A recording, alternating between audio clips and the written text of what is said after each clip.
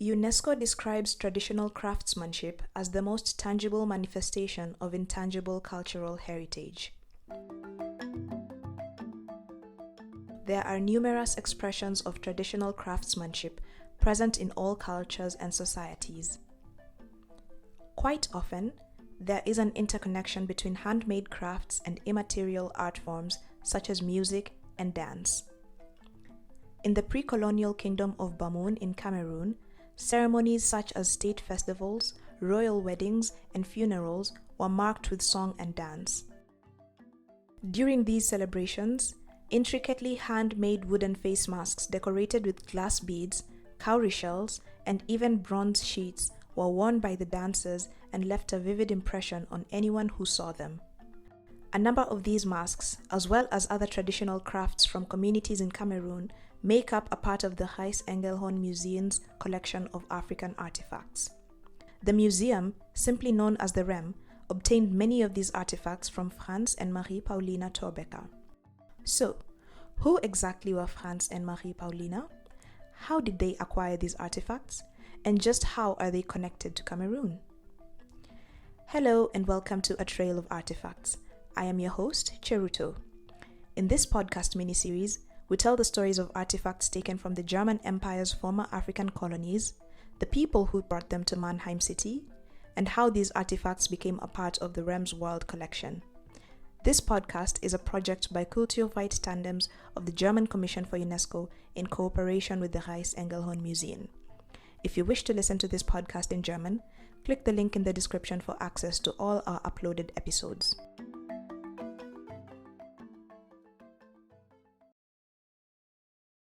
Franz Thorbecke was born in November 1875 and spent his formative years in Heidelberg.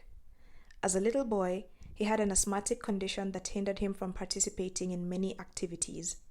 Confined to the house, he spent most of his time with his face buried between books, using his imagination to travel and explore the world. He enjoyed reading travelogues and was fascinated by personalities like Hermann Wissmann, who we talk about in the previous episode, and Heinrich Thorbecke, his uncle who was a renowned scholar in Asian cultures. Franz Thorbecke's desire to travel no doubt inspired his choice to study and eventually teach geography. In January 1905, when he was 29, Thorbecke relocated from Heidelberg to Mannheim and developed contacts with the Imperial Colonial Office. Through this contact, he landed the job of accompanying Kurt Hassert, a geographer based in Cologne, on an expedition to Cameroon. This expedition was done on behalf of the Imperial Colonial Office in order to provide useful knowledge for the colonial administration and to examine the Mannenguba Mountains and Cameroon's hinterland topographically and economically. The team arrived in Cameroon in October 1907. In this expedition, Thorbecke was Kurt Hassert's assistant and therefore responsible for organizing the trip's more practical elements. In addition to this, he was the expedition's photographer and also curated a collection for the Ethnographical Museum in Berlin. They traveled through northwestern Cameroon and reached the previously unexplored grassland region. On his return to Mannheim in 1908, Thorbecke wrote a report about his observations of the cultures around Mannenguba. He also received a teaching position at the Mannheim Commercial College, where he gave lectures about the economic importance of Cameroon for the German colonial power. An unexpected positive of the expedition for Franz Thorbecke was that he met his future wife on the crossing to Cameroon. Pauline Berthold, who was 25 years old at the time, was on an educational trip with her father in Cameroon. When the couple married in 1909, she took her husband's name and from then on became Pauline Thorbecke.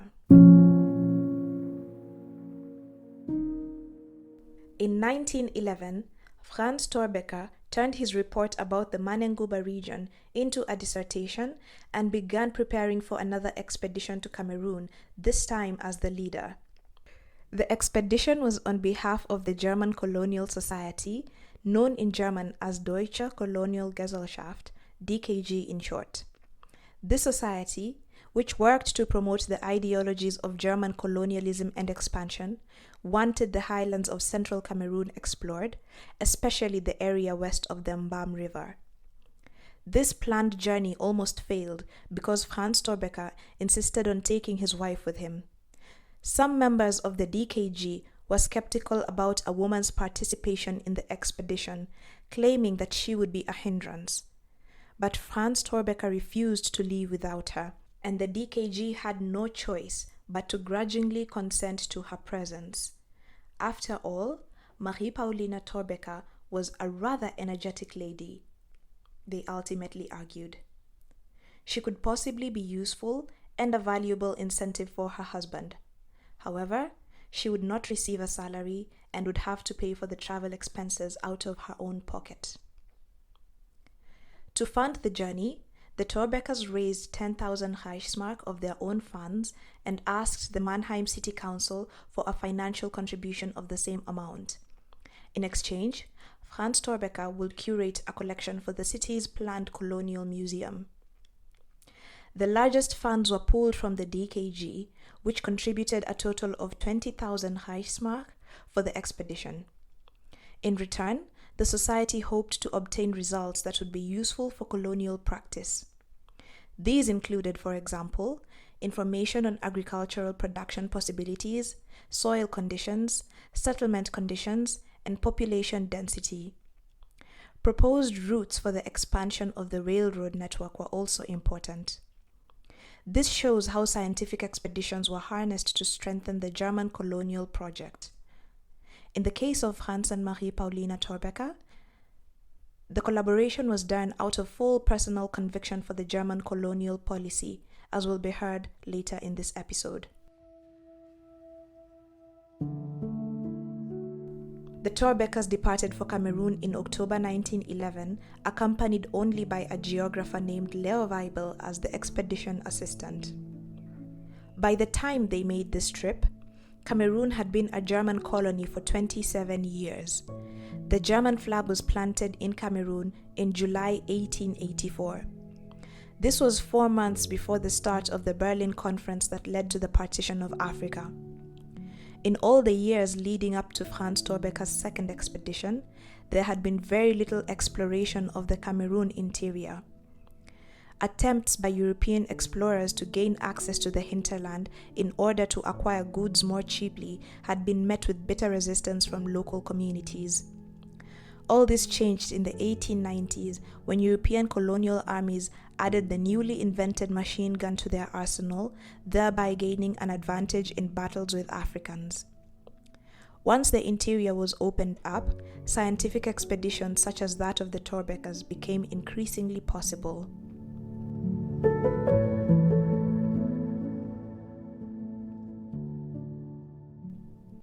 The main goal of the Thorbecke expedition was the geographic-geological exploration of Cameroon's highlands and the cartographical survey of the area. Until then, there had only been inaccurate maps created by military officers during wars of subjugation. The expedition lasted until the beginning of 1913, and the group covered more than 2,500 kilometers on foot and on horseback. As the leader of the expedition, Franz Thorbecke oversaw the practical aspects of the trip and mainly took care of the cartographic work. Leo Weibel, his assistant, was specialized in plant and animal geography, but also supported in the collection of general geographic data. Marie-Pauline Thorbecke was responsible for the food and medical care of the expedition members, which were typical female tasks. But she also actively participated in the scientific work. For example, she collected ethnological data and acquired ethnological objects. She also assisted her husband and Leo in the collection of geographical studies, especially when Leo became seriously ill with dysentery, an intestinal infection, and had to leave the expedition prematurely. She also served as the expedition's photographer and painter. Marie-Pauline Thorbecke had enjoyed a professional artist's education with lessons in Berlin and Paris, as well as at the Worpswede Artists' Colony in the Lower Saxony state. During the expedition, she made numerous sketches of mountain profiles and landscapes and painted about 100 watercolors. She captured around 800 photos during the Cameroon trip. The glass negatives of about 400 of these are still preserved today. In drawings and photographs, Pauline Thorbecke captured the things that could not be transported to Europe, namely the people, the villages, and nature. In keeping with their agreement with the Mannheim City Council, the Thorbecke's created an ethnological collection of around 1,300 artifacts that mainly comprised of art and design objects. In 1913, only a short time after their return from Cameroon, they gave the collection to the city of Mannheim. Today, the artifacts assembled by the Thorbecke's form a substantial part of the African collection in the Reiss-Engelhorn Museen. The artifacts, as well as their mode of acquisition, was well documented by the Thorbecke's. There still exists a handwritten original index by Franz Thorbecke in which, for each acquired object, a short description, the indication of origin with information about the place and the community or the previous owner, as well as the purchase price are given. The inventory also shows what barter goods, in addition to money, were used to acquire the objects. These included cloth, blankets, tobacco, matches, and beads, as well as European items such as knives, spoons, scissors, mirrors, combs, pomades, and perfumes. Although the objects were paid for, it cannot automatically be assumed that there was a fair transaction. There were strong power asymmetries between the German colonial rulers and the local population, which makes it very difficult to assess the actual circumstances of the acquisition in retrospect. There also exists the possibility that Thorbecke obtained a number of artifacts by having other people violently acquire them on his behalf.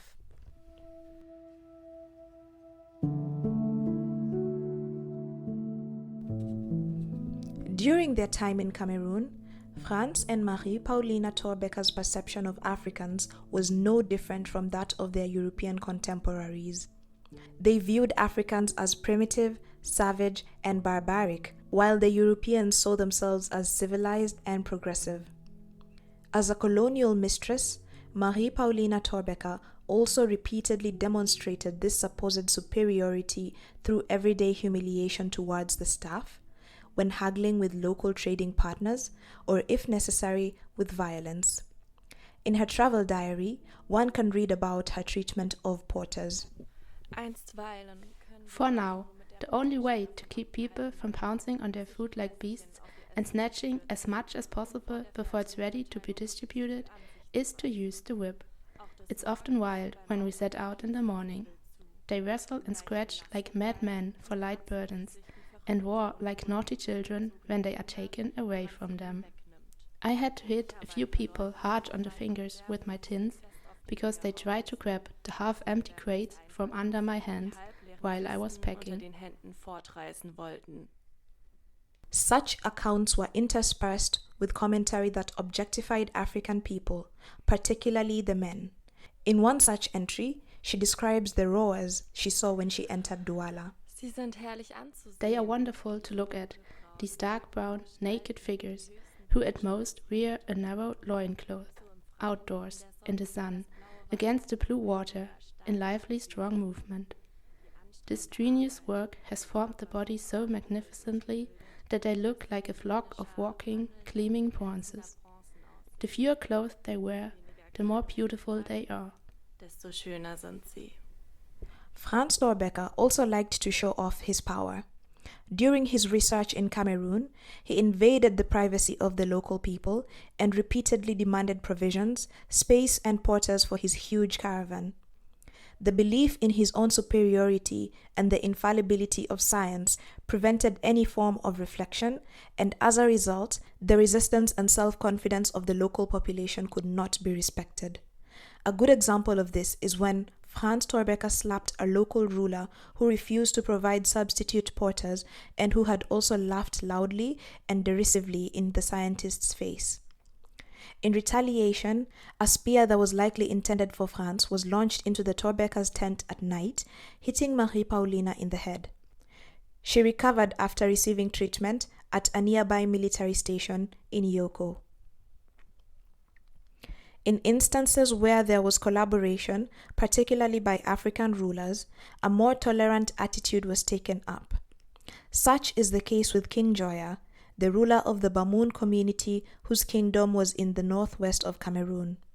During his reign, King Joya managed to strike a balance between introducing reforms to adopt European customs while maintaining the cultural traditions of his people. He is remembered as a charismatic king who promoted the development of arts in his kingdom, and as a great inventor who invented a writing system to help preserve the history of his people. The king and his family had a good relationship with the Thorbecke's. Multiple objects in the Thorbecke collection, including the masks mentioned earlier, as well as sculptures of people and animals, can be traced back to the Bamoun community. The artists who created these pieces worked under the king's supervision in the city of Fuman, the center of power of the Bamoun kingdom. Aside from the Bamoun, the Thorbecke's also acquired artifacts from other communities in Cameroon, including the Tikar, the Wute, and the Bamileke. Many artifacts acquired from these communities were handmade wood carvings, such as stools with ornate bases designed to look like one person or several people are holding the seat of the stool up on their hands, heads, or backs. Franz Thorbecke had been an advocate of the German colonial idea even before his expeditions to Cameroon, but his enthusiasm grew even more afterwards. In their own ways, both he and his wife supported the idea of Germany's colonial expansion and were committed to strengthening the German colonial project after their time in Cameroon. With Franz Thorbecke, these ideas were perpetuated through his academic career and his public engagements.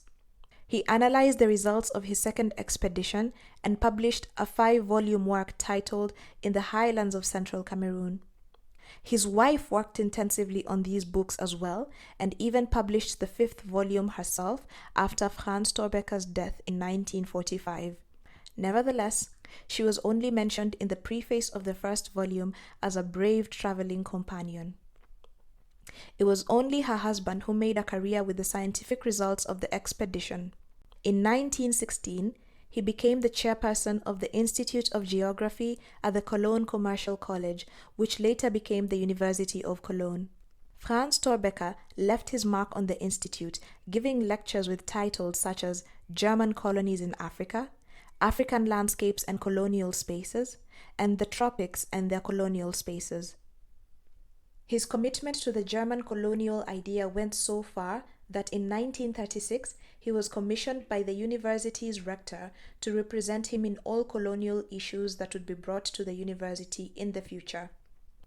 Outside the academic sphere, he was invited to numerous conferences and lecture events where he spoke about the experiences of the expedition and published popular science texts. These included articles for the Koloniale Rundschau, the Deutsche Kolonialzeitung, and the Westdeutsche Wirtschaftszeitung. He also participated in exhibition projects such as the 1934 special exhibition, The Peoples of the German Colonies in Africa, at the Rautenstrauch-Joest Museum in Cologne. There, Franz and Marie Paulina Thorbecke exhibited their private artifact collection, as well as about 20 of the watercolors Marie Paulina had made during the trip. As for Marie Paulina Thorbecke, she campaigned publicly for the strengthening and later reclamation of the German colonies. She particularly tried to inspire young people and women with the colonial idea. For example, in 1921, she wrote the pro-colonial fiction novel titled Chief Ngambe, A Tale from Cameroon, in which the brave chief, with the help of German colonial power, beat back his predatory neighbors after long battles and was able to live in peace from then on. She also published her travel diary titled On the Savannah, became involved in the Cologne branch of the Women's Association of the German Colonial Society, and wrote articles for the Deutsche Kolonialbuch and the Kölnische Zeitung. In 1980, The ethnological collections in the then Reiss Museum exhibited the Thorbecke's collection, which they had left to the city of Mannheim, for the first time in public under the title Cameroon, Cultural People of the Savannah. Today, the pieces are stored and researched in the museum depot. They are therefore not currently accessible to the public.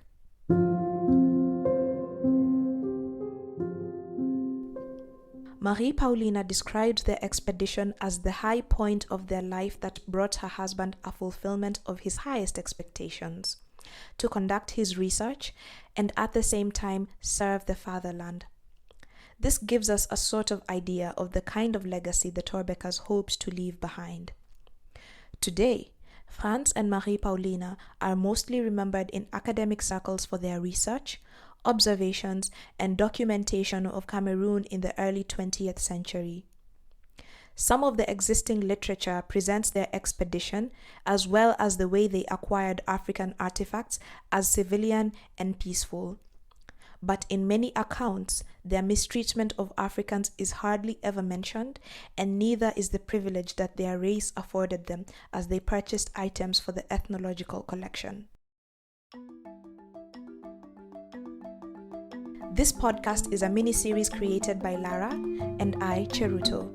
It is a project by Kulturweit Tandems of the German Commission for UNESCO, produced in cooperation with the Reiss-Engelhorn Museen. Thank you for tuning in. You can also listen to the recent episode where we talked about Theodore Bomila and a trail of artifacts from Tanzania, Burundi, and Rwanda, the former German East Africa.